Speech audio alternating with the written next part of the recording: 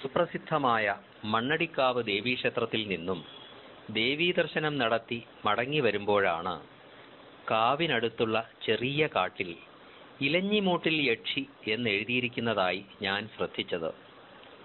ആ കാട്ടിലേക്ക് കയറി.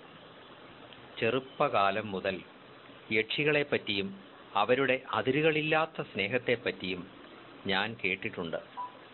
കാടിൻ്റെ നടുക്ക് ഒരു പീഠത്തിൽ അതിസുന്ദരിയായ ഒരു യക്ഷിയുടെ പ്രതിമ നിൽക്കുന്നു. ഞാൻ കൗതുകത്തോടെ നോക്കി നിന്നു. ആ പ്രതിമ എന്നെ മാടി വിളിക്കുന്നത് പോലെ എനിക്ക് തോന്നി. അല്ലയോ സുന്ദരിയായ യക്ഷി, സ്നേഹത്തിൻ്റെ പനിനീർപ്പൂവായി ഒരിക്കലെങ്കിലും നീ ജീവനോടെ എൻ്റെ അടുത്ത് വന്നിരുന്നുവെങ്കിൽ.